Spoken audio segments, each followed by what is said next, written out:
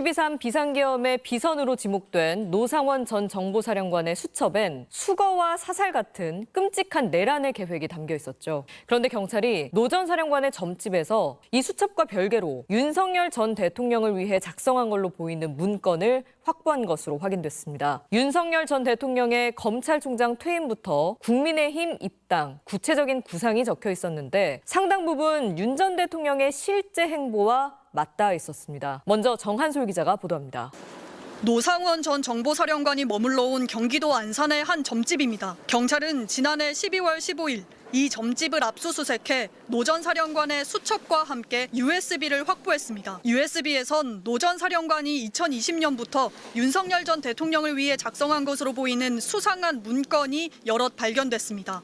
먼저 파일명 식목일 행사계획, 분노와 정의라는 제목 아래 퇴임 시 행동과 2, 3개월 야인 생활 후 정치 참여 방안 등이 담긴 걸로 전해졌습니다. 특히 자1호 퇴임 시는 몸값을 최대한 유지해 내년 4월 서울시장 선거 직전이 유리하다며 기자회견은 더 이상 직무 수행이 불가능해 퇴임한다고 간명하게 함이라고 적었습니다.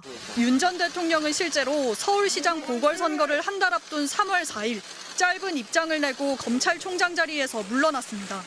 검찰에서의 제 역할은 지금 이제까지입니다. 일정 기간 거리두기를 하다가 국민의힘에서 모셔가는 형식으로 영입해 대권 주자의 길로 간다는 내용도 적혀 있었는데 윤 전 대통령은 검찰총장 퇴임 후 넉 달이 지나고 국민의힘에 입당했습니다.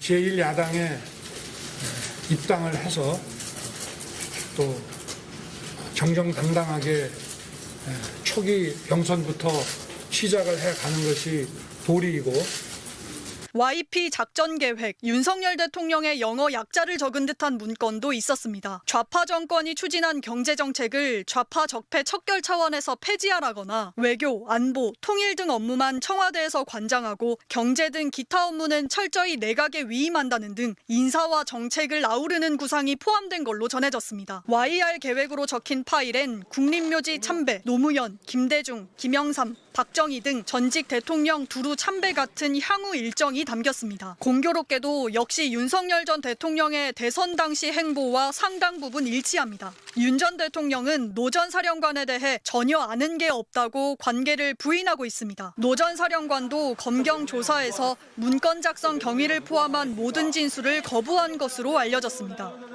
MBC 뉴스 정한솔입니다.